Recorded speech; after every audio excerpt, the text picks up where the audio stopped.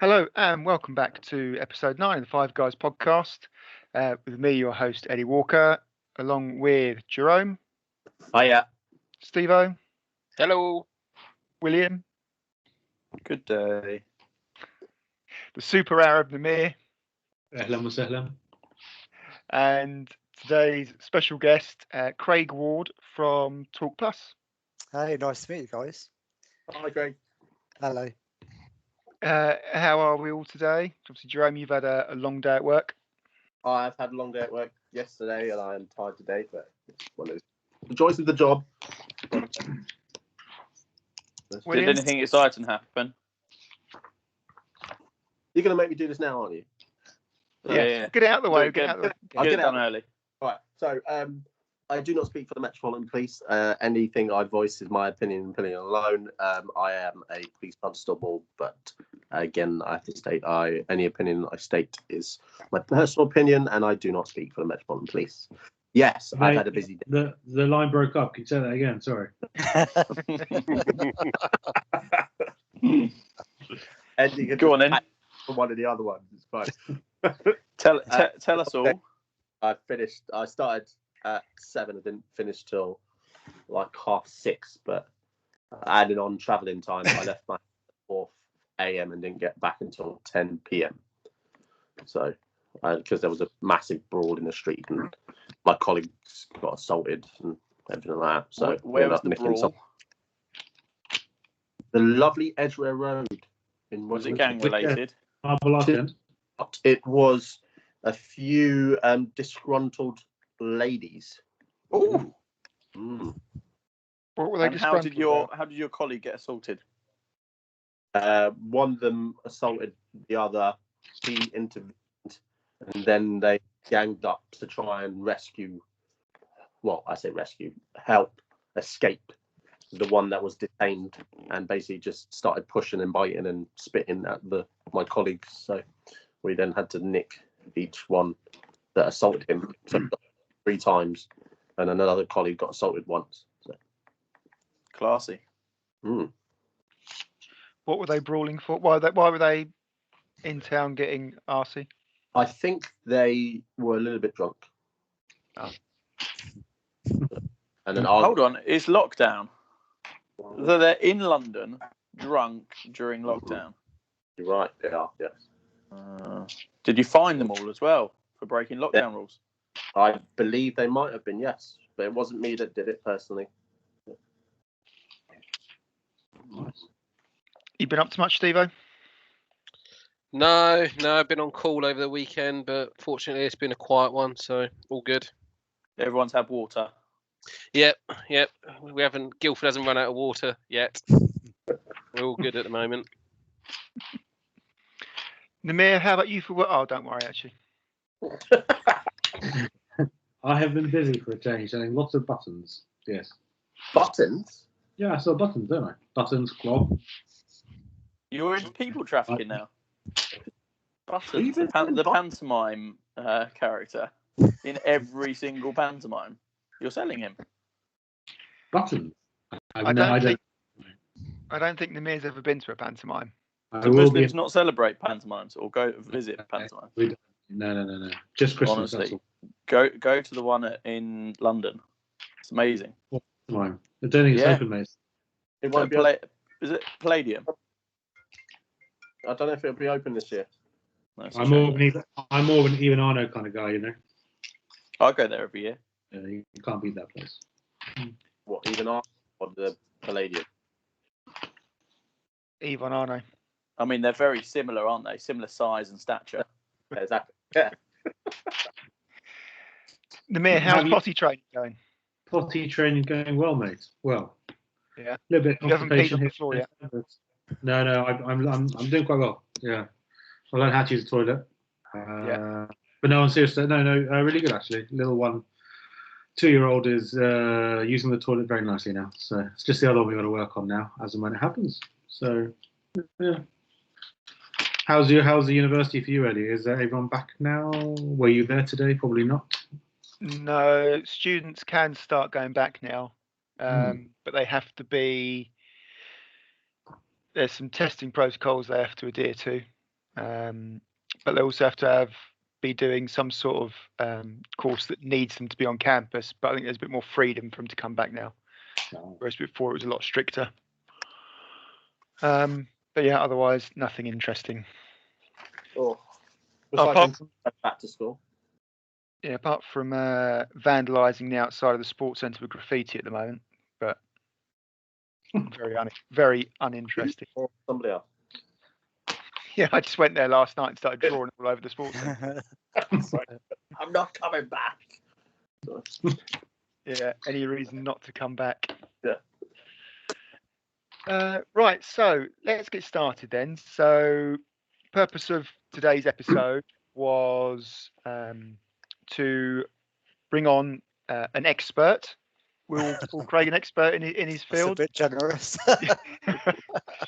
And this is off the back of the session we did was about a month ago now with Hannah. So we talked about about sort of generally mental health and getting guys to talk and all this sort of thing, and through some of the struggles. But actually, what we thought would be really useful now is actually what happens next. So when, you know, whether it's one of us or whoever it is says, you know what, I'm really struggling. What do we do? What does that look like? Because actually, that's probably one of the biggest, well, as far as we know, one of the biggest sort of blockers to support seeking out professional help is nobody actually knows what that is, and it's quite a bit of a stigma to it, and people have preconceived ideas. Well, I think anyway. And guys, being guys, we don't want to talk, we don't want to seek help because it's that unknown and admitting that something might not be right and stuff. So, obviously, this is like the first time I think any of us have met you, Craig. Obviously, we've had a bit of a conversation Yeah. over email. So, can you just give us a little bit of background about sort of who you are and a little bit about Talk Plus and how you got to where you are now? Definitely, yeah. So I'm Craig. I'm one of the therapists at Talk Plus. I've been there for just over 9 years. So obviously a nice place to work because I'm still there now.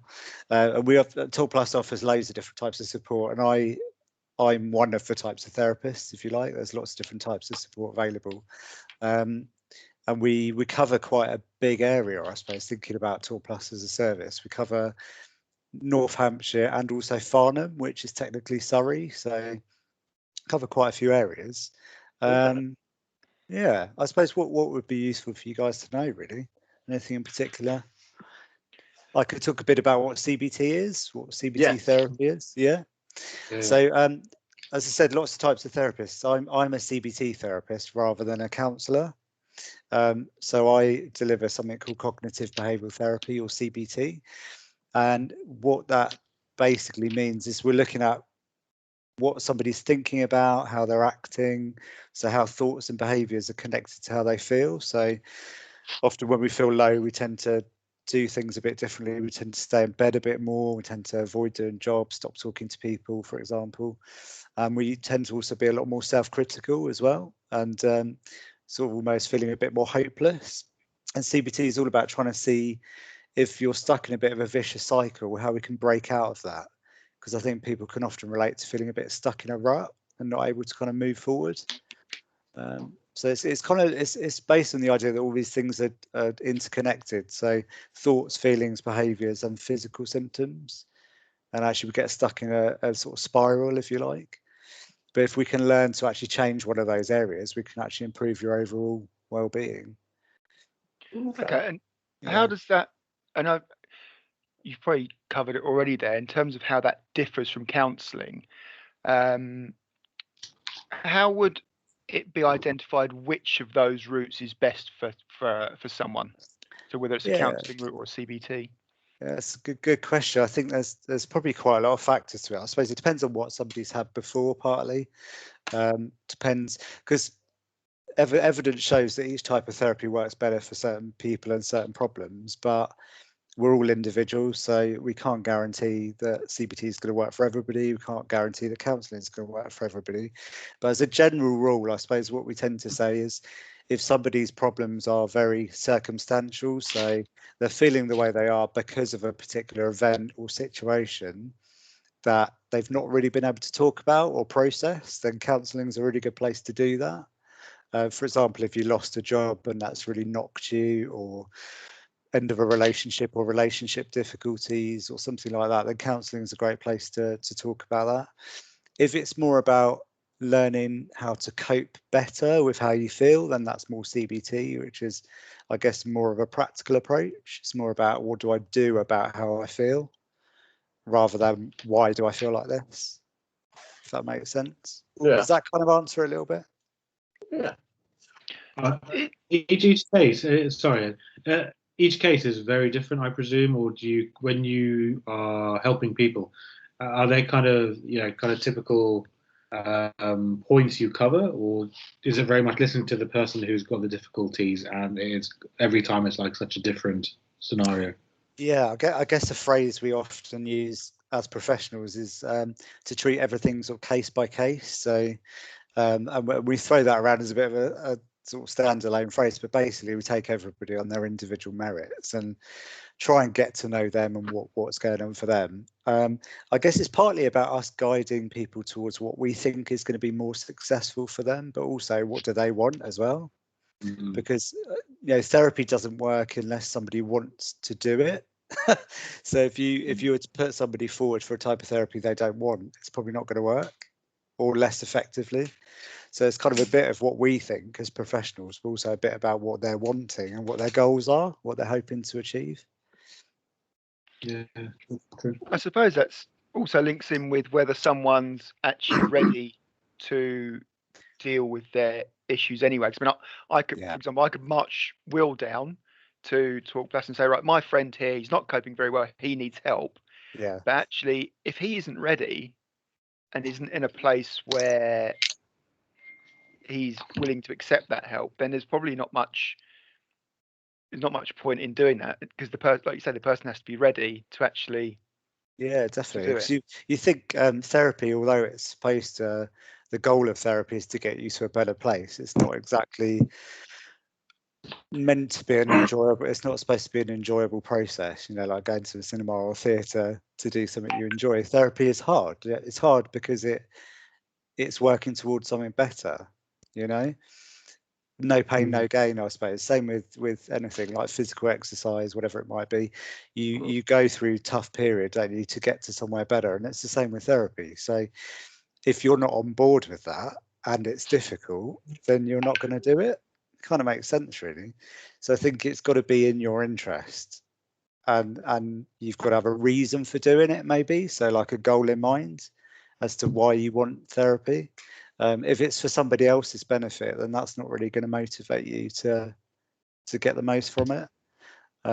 Often people do come into our service because somebody in their family has recommended it or said that they need to get support, or a GP might have said that somebody needs to get support, and that's fine, but the person has to buy into it themselves. Otherwise, you're fighting a battle with somebody. Does that make sense? Yeah. Yeah. How does what are the routes that somebody could end up at Talk Plus? Is it through self-referral, GP, all of the above? Yeah, it used to just be the GP, but it's opened up now to any route, really. So you can be referred by the GP or another specialist, or you could contact us directly yourself and not go via the GP at all. The GP would still be, generally in most cases, the GP would still be connected into the system and sort of notified of what's going on, just to keep them on the same page. But you can phone us up, you can opt in on the internet, go via our website, send back a paper form in the post, so any way really you want to. And it depends what people feel comfortable with, really. Some people prefer to go via the GP, some people prefer to do it themselves. Is it all face to face, or was it face to face before the pandemic, or was it over? It was a mixture, actually. Yeah, before the pandemic, I guess we probably had only just started doing video sessions. Not everybody was doing video sessions. Now we're on, obviously, pandemic. Most of what we do is by video, but it was it was a mixture of face to face, telephone, instant messaging. Trying to think what else. So email-based support if people just wanted to work things out themselves, but have a bit of support, but not too much. So loads of different levels of support, really, depending on what people need. And also courses, workshops, you know, so not just one-to-one. So it's pretty flexible. If so say for example, you know, it could be somebody that's listening or you know, anyone that's been made aware of Talk Plus, and they say, okay, I'm going to get in contact, and that, you know, drop you an email, phone up. What happens then? So yeah, so the first thing is that the administration team would pick up the referral, whichever way it comes in, and they would then get in contact with that person to arrange an initial sort of telephone consultation, if you like, which is a bit like I guess a decision-making phone call rather than a therapy session. So it's kind of this is what we understand your main problems to be at the moment. We might ask questions to clarify what it is somebody's looking for. But essentially, yeah, the first point of contact is to get booked in for that consultation, to then speak to a therapist about what they're looking for support with, what their goals are, any worries or concerns they've got about therapy, thinking about sort of, you know, is there anything we need to take into account to make it easier for them to get therapy as well? So might be like having appointments at a certain time of day if we can factor that in. Obviously there's limits to what we can do, but you know, sort of thinking about what are the barriers, like we're always trying to work out what the barriers are to that person getting support. So it kind of relies on that person telling us, you know, to then be able to respond to it. So we try and be as friendly and welcoming and open as we can be, and hopefully people will tell us what they need and what, you know, and we'll try and work out together what that might be.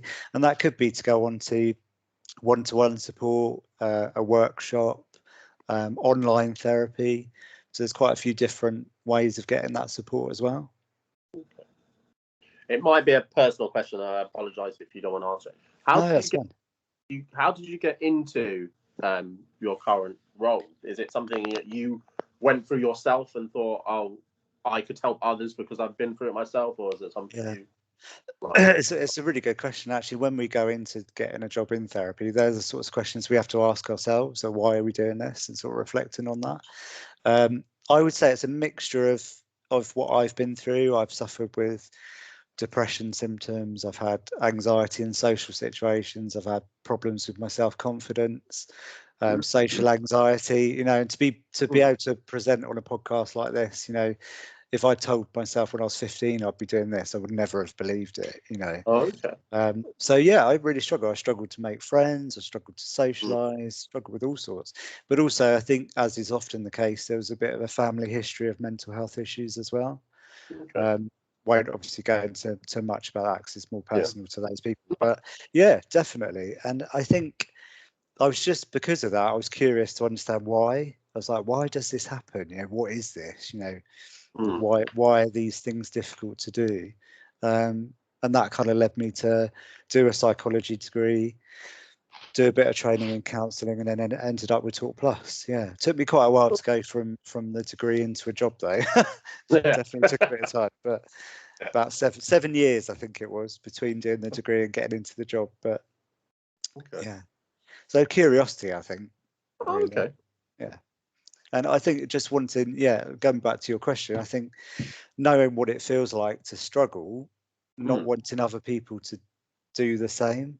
Yeah, I think once you've struggled yourself, you don't really, I guess you've got a bit of an insight into what it's like for other people.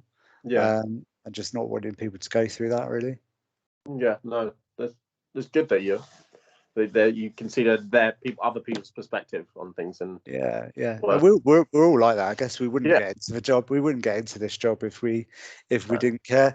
And I guess the same with any job. Not everybody suits that kind of job, and you know, for us it does. Yeah. Do you find, I don't, it probably doesn't necessarily come up in discussions with patients, but they, from a patient point of view, it's when they know the person they're dealing with, so whether it's you or one of the other therapists, if they've had their own personal challenges, that makes it easier for the person to they find it more relatable from a patient point of view, do you think? Yeah, I guess it depends. Yeah, it depends on the patient maybe, but yeah, I suppose thinking from my point of view, if I went to go and see somebody and I knew that perhaps they had a bit of an insight into what it was like, then I would probably open up more myself. So I can only assume it's the same the other way around. It depends how important it is to that individual that they like the therapist. yeah, I suppose sometimes people are not really bothered about that, and they can just get on and do the work and it's fine. But other people, it's more important to them that they get on with that person that they're working with. So I think if you feel like you've got common ground, then maybe you're more likely to work better together in that way. Yeah. What age? What age? I don't know. Do you call them I don't know. What do you call the people you're helping out? Patients or? Yeah, I suppose. Yeah, because it's the NHS. We call them Yeah, patients, NHS. but they can be called clients or. Right. How young are the clients? Or what kind of clients? What's the majority of the age you typically see? Yeah, good question. I mean, it's from 16 plus. Yeah. Predominantly 18 plus, but also 16 to 18, probably less so. What's the main age? Yeah, I don't know about that. Maybe, I think it's spread across all the. I mean, we go up to 65. We see people at all ages. What would I say is the most? Maybe 30s, 40s. But I'm sort of grabbing a number out of the air a little bit there, but we see a lot of people in their 20s now as well. So it's changing all the time. It depends on what's going on in the world, I guess. And yeah, I'd say it's a fair spread across all the ages, really. Do you find there are? It's a bit tricky. I'm talking sort of non-COVID times. Would you find there are sort of spikes in people coming through Talk Plus when there are big national or international, whether it's disasters or things like that happen? Do you find there's almost like a bit of an increase for a period of time in people reaching out? And yeah, I think so. I think there are fluctuations throughout the year as well. It depends on the time of year as to sort of when we get more or less referrals. But yeah, it's difficult as an individual therapist to know that, because I guess we don't get the overview of everything that's coming into the service. We sort of work with our caseload, if you like, of people that we're working with, but makes total sense. I think if there's more going on, people are going to be finding that more difficult. And generally mental health problems seem to be sort of increasing anyway, don't they, because of how stressful life is. But yeah, so it's hard to know for sure, because I don't see all that data necessarily, but I wouldn't be surprised. Yeah. In our last episode that we did, Jerome very kindly talked in a bit more sort of in depth, obviously, as a police officer, about how he deals with all sorts of challenging situations and dramas and bits and pieces. Anything from people jumping off buildings and for any end of the scale. Do you obviously places like Metropolitan Police Service and military, and that they have their own occupational therapy teams and that sort of thing. Do you find that there are either public service or military personnel that will refer through you because there's possibly some more anonymity to it, whereas obviously if you go, I don't know, Jerome, if you did something through work, would that go on your police record as a it probably would go through my personnel file, so it would mark up on there. It would never go against us, but it is marked on there. But yeah, there are. I know a fact that there are some people, maybe on my team or before, that I haven't spoken to people like yourselves outside work because they felt that they couldn't speak to the ones inside work because of the whole stigma of mental health. But yeah. I suppose the thing is, I suppose people are often worried about somebody else finding out, aren't they? And I suppose if you access support through work, maybe there feels like there's more of a danger of that happening. Don't know if it necessarily is the case that people do find out, but it's that perception, isn't it, that if it's within work, it's probably too close to home. So maybe that's why it's kind of more removed, more third party, isn't it, in a way? Something about that maybe makes it feel a bit more separate for them. So it's not part of work, it's not part of home. It's kind of a separate bit. But yeah, definitely. I mean, that does happen a lot of time with teachers, nurses, police, all of those professions, really. Yeah. Has there been any sort of, probably marketing? Do you see, if you've been in 9 years now, do you find you see more, we'll call them service personnel, than what you did when you first started out? I mean, I'm assuming their background or career is relevant to the type of treatment and sort of thing that. I wouldn't say I've necessarily noticed a massive change. No, I think it's probably been quite consistent. I suppose that we're always trying to do bits of outreach work, if you like. So if we feel like a certain part of the population doesn't seem to be kind of accessing our service, then we do try and sort of reach out and make sure people know about us, because I suppose, we have to keep on top of that. I think, keeping people aware of our service, because there'll be times when people might forget about us and not seek any help at all or go somewhere else. So it's kind of always shifting, I suppose. It's like spinning plates. We've got to sort of go back and make sure we're covering everybody as much as we can. But I think it probably has fluctuated over the time, but in no obvious way that I've picked up on. Yeah. Okay. So we've talked about it as a group on a few occasions, and guys struggling to talk, and for all manner of reasons, because we don't, from simple things, you don't ask directions because we have this great masculinity and we don't want to be the weak one or perceived as being weak, or and all this sort of thing. In terms of sort of how we break down those barriers, or if you've got anything you could share with us that might help, in terms of just I don't know, whether it's sort of trying to encourage friends to talk or anything like that that we're perhaps missing out on, or I don't know. I suppose one thing that comes to mind, I can't remember where it was, it's being sort of promoted by another service, but the idea of sort of asking twice, so if you ask, are you okay, and then somebody says yes, don't take that on face value always, kind of ask a bit more, because I think people don't, men more so than women, don't tend to open up straight away. They might kind of try and deal with it themselves, minimize it, kind of get on with stuff, phrases like man up and get on with it and stuff like that, which are really unhelpful. I think historically we've almost been told to just deal with it, if you like. Men can't feel stuff. We have to live without any emotions and just function. And the reality is, unfortunately, that more men end up in prison, committing suicide, getting problems with drugs and alcohol than women, and that's because they're not opening up.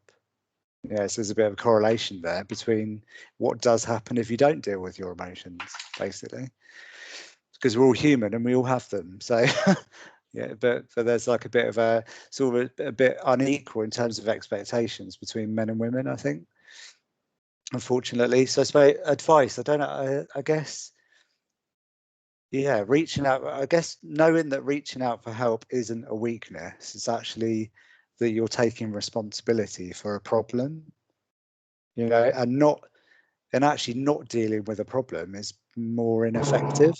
So if you're struggling and you don't get help, then that's dysfunctional, if you think of it.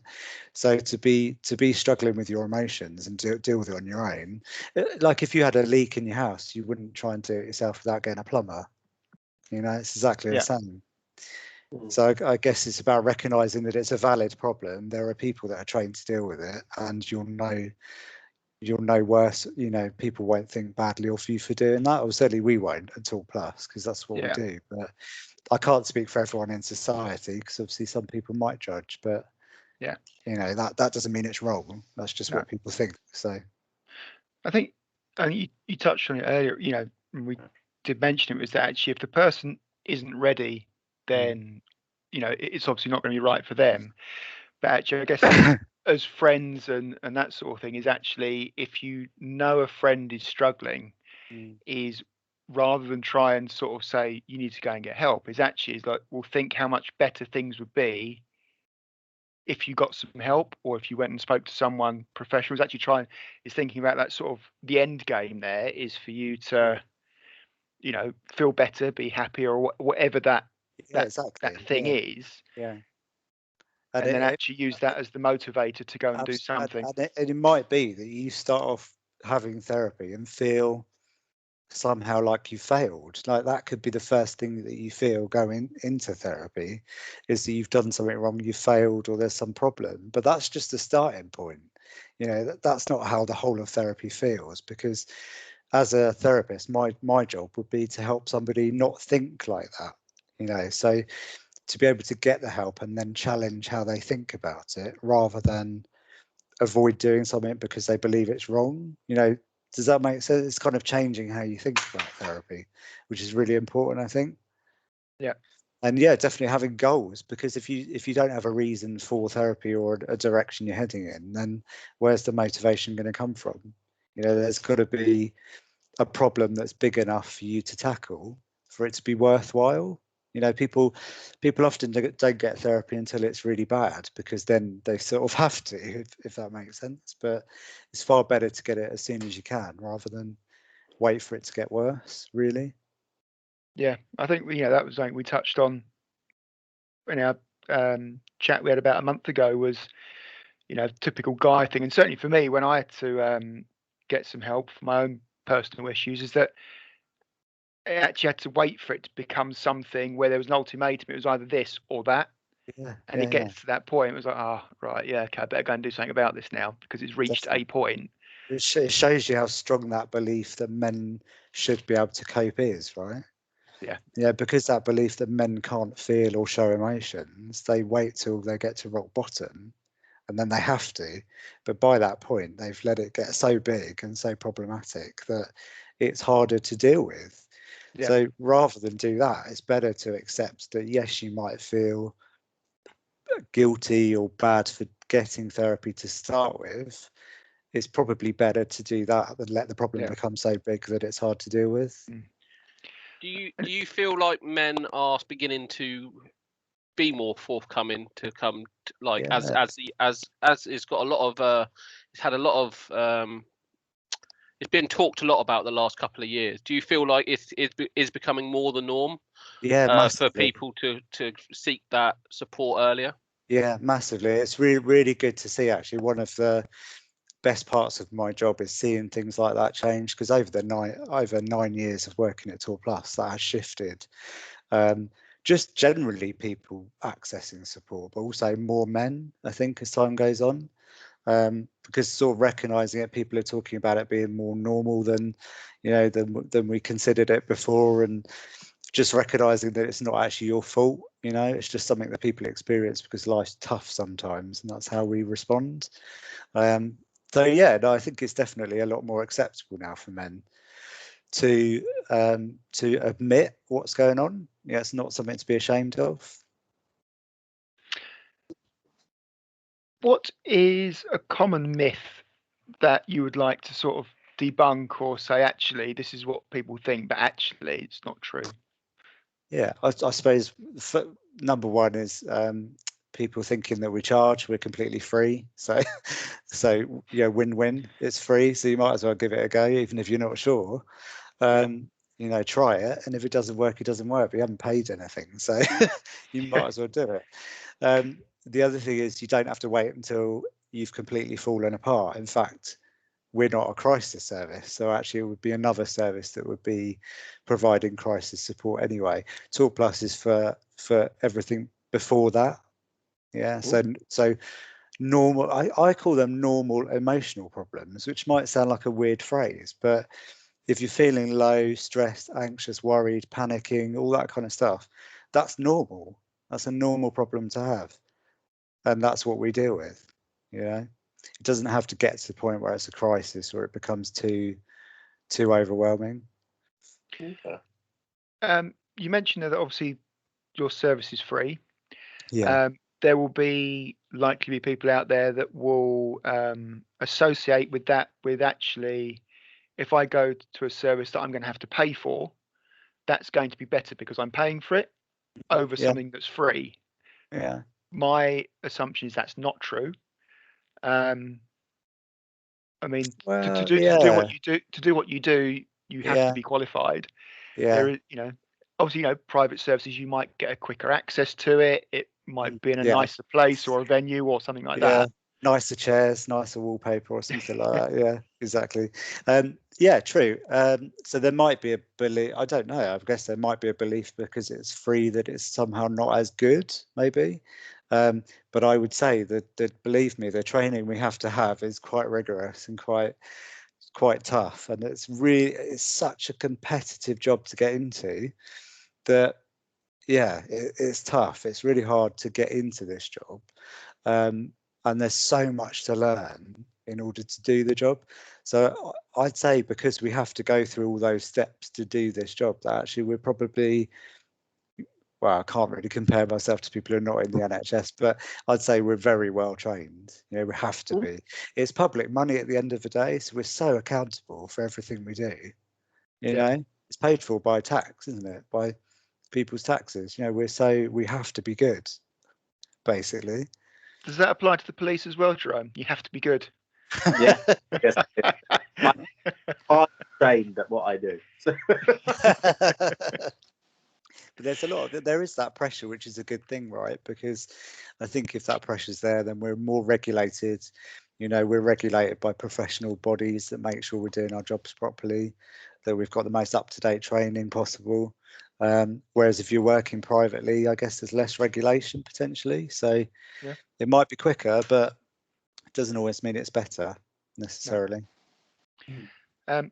You mentioned earlier in terms of the age ranges and stuff that Talk Plus deal with. So that's over 16s up to 65. Yeah. If people fall outside of that age bracket, so over 65s or under 16s, is there specialist services in place for those age groups? There is, yeah. Before 16 would be a service called CAMS, which is a child and adolescent mental health service, which the GP, I believe, refers people to. And then over 65 would be, there's not necessarily a popular name for it, but older adults mental health service, which I think takes into account other factors, so not just mental health. It kind of looks at sort of living situation, housing, kind of across the board. So it's kind of broader in that sense. But and I'm trying to think how people get into the older adults. So I think we can refer, or the GP can refer across to that. So there definitely are specialist services. Will, did you have a question about gaming? Yes, I can answer. I also just wanted to chip in with the comment about question. No, comment about the police and being specially trained and questioning how Jerome got through. That was just a comment that I had. Yeah, but it took a lot of years of sitting on the back of a bus around Harrow, though, didn't it? My question was about gaming. Obviously, lockdown, especially, the gaming industry has absolutely boomed. Has that had an effect on people and the referrals? Have they been using it or have you been telling people to go down that route and explore those avenues as part of a sort of a way to combat mental health at all? Yeah, I think it's always been something that's been there. I think you're right. More people have more time now, don't they, to the game, and it's kind of there's less options maybe, so people are more likely to choose it. But gaming's always been either a way of coping with something, or it's a genuine hobby. So it's trying to figure out why are you doing it. Are you doing it because you don't want to feel sad or anxious or worried, and you want to kind of block all that stuff out, or are you doing it because you're enjoying the game? If that makes sense. So the actual behaviour itself could be done for lots of different reasons. So I suppose, I don't know if that answers your question. What was your question again? Just coming back to that. Are you using gaming as like a technique, as a push for people that are referred to you to try and help with their mental health struggles? So would we suggest it? Is that what you mean? As a it's going on like multiplayer games where you actually interact. I see. Yeah, I think we would do. It depends on what the main problem is. If somebody, for example, if someone has, say, social anxiety, that could be a way of avoiding social interaction. Potentially, sometimes people choose to interact via gaming because it feels safer, and that doesn't really work on social anxiety because it maintains the fear that they might have around interaction. But if it's something to do with connecting with people and feeling part of a group, then that's a really healthy reason. So it kind of depends what somebody wants out of it, really. I think if it's a way of kind of avoiding other ways of functioning, then it's probably not so good because it maintains the problem in the long term. It's like a short-term coping mechanism. But if it's about connecting to others and having those kind of friendships and feeling part of a group, then that would be healthy, if that makes sense. Mm-hmm. Absolutely. Yeah. I have a question for you. Do you find that there is a do you get a lot of ethnicities going? Like Namir's the super Arab. You get it. Sometimes there could be like a stigmata in like the Arab world that you can't speak to others to help yourself, or is it a lot of like? Do you get a full range of people, like black, white people? Yeah. It's something we're always working to improve, I think, because there are different beliefs in different cultures about whether it's okay to get mental health support or whether it's okay to talk about it. So it's always a bit of a challenge, kind of knowing who wants mental health support and who can access it. Because I suppose we want everyone to know we exist, but we can't make people come to get support at all. Plus, if they believe it's not something that's acceptable in their culture, for example. But as therapists, we're trained to kind of bear that in mind if people do refer to us, to bear in mind actually how that might be quite difficult and how we need to adapt how we work with people to take into account what their cultural beliefs are. Because it does affect treatment's not the same for everybody. We have to vary it depending on who we're working with. So yeah, there's a lot to think about that. It's a really, really important area, I think, for us to explore. Yeah. Okay.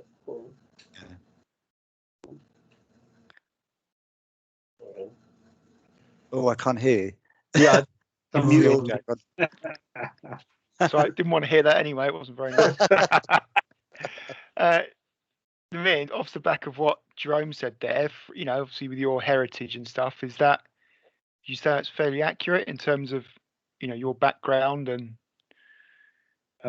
Yeah, I'd say if in the Middle Eastern way, the man is the leader, the stronger person. Personally, very westernized. So for me, no, that wouldn't really come into effect. If I needed the help, I would go. But yeah, I definitely think if people are quite Middle Eastern still, or from that neck of the woods, then yeah, definitely. Definitely, I can't say for the other different ethnic regions, but yeah, Arabs that'll come into effect.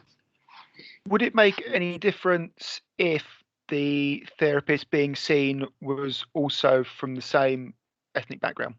Would that make any difference or not? I don't think so, to be honest. And if it was a woman, that would make it even worse, to be honest. That would just be like game, set, match, I think. My dad would go mad.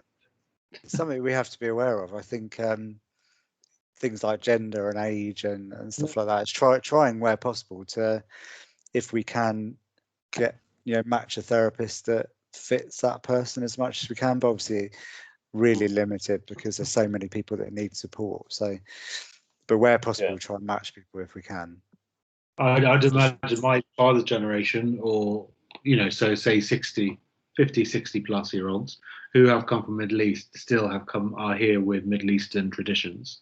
But the generations who were born and bred here, who have Middle Eastern families or whatever, much more Western, aren't they? Much more open for these kind of things.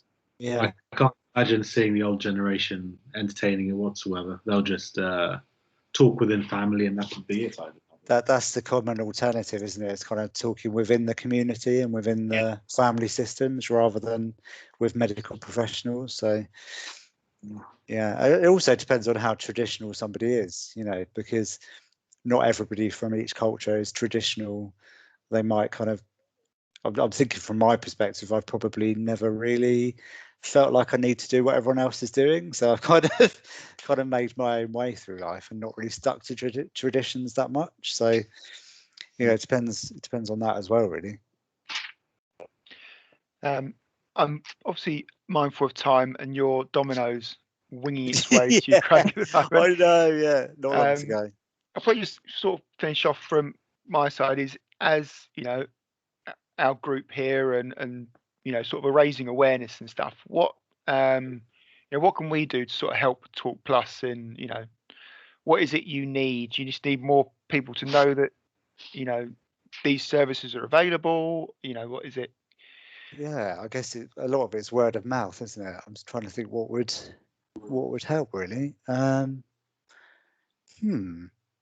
Well, I suppose giving people our details, just giving our phone number out or our email address or our website.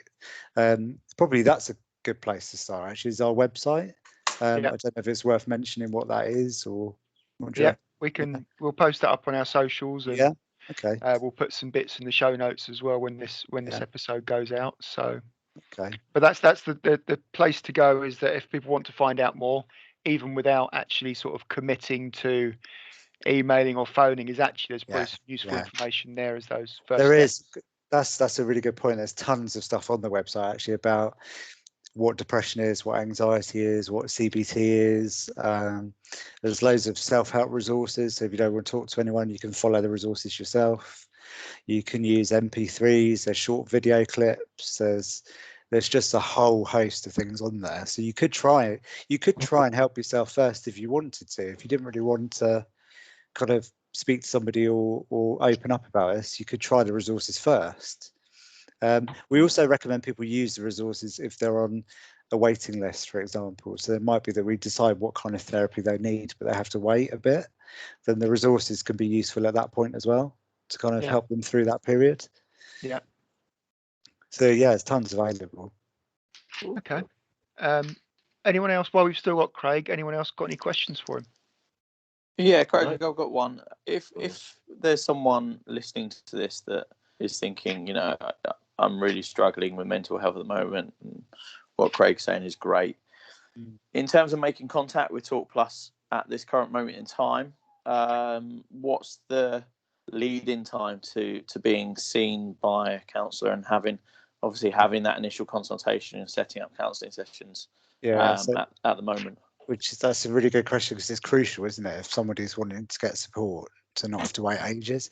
It varies depending on the type of support. The initial contact telephone consultation we have is usually within 2 or 3 days. It's really quick to get that initial phone call in.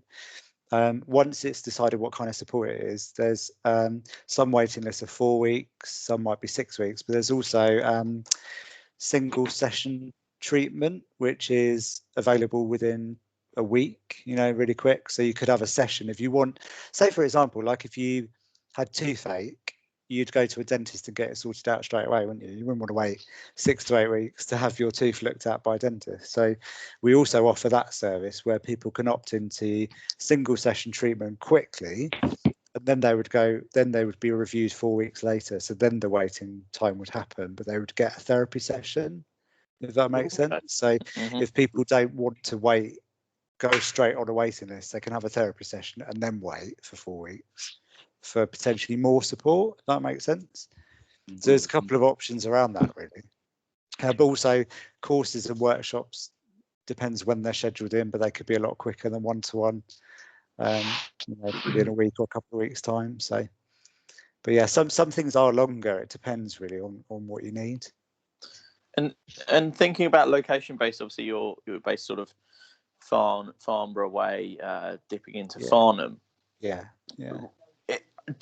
Are there different sort of locations for Talk Plus, or is that where you're based? Are there more branches linked to other potential hospitals, or would if we were to come, would we have to come out of area to see you guys? It's so it's in all the local GP surgeries. So we I guess use spaces in other buildings, if that makes sense, which is good, because then you're also working alongside other professionals as well, rather than being in isolation. We do have a main office based in Farnborough, but mostly it's GP surgeries dotted around. We cover loads of areas, I guess, like Aldershot, North Camp, Yateley, Crowthorne, Blackwater, Farnham. Trying to think of all of them off the top of my head, but quite a few areas.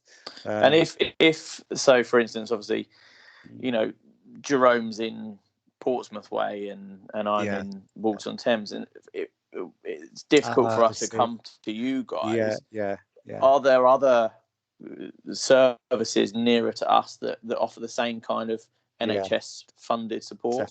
Definitely. So Talk Plus is one type of it's called an IAPT service, IAPT, and that stands for Improving Access to Psychological Therapies. So if you were to type in local IAPT service and put your postcode, for example, I believe it comes up with actually an NHS website where you can search for the local service. So Talk Plus is just one service that covers this area, but they've all got different names depending on where they're based. Great. Yeah. There's complete national coverage as well for this kind of support. So, yeah. Okay.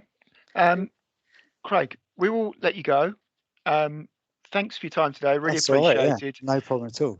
It's been quite insightful, certainly for myself, and hopefully, I'll speak on behalf of the other guys and say it's been useful. Yeah, I've enjoyed it a lot. Thank you. Cool. No, thank you very much for having me. Cheers. And then I'll reach back out to Sarah and Nicole, because I think we're going to try and do some social media bits as well, to try and raise some more awareness for you. Thank you very much. Thanks.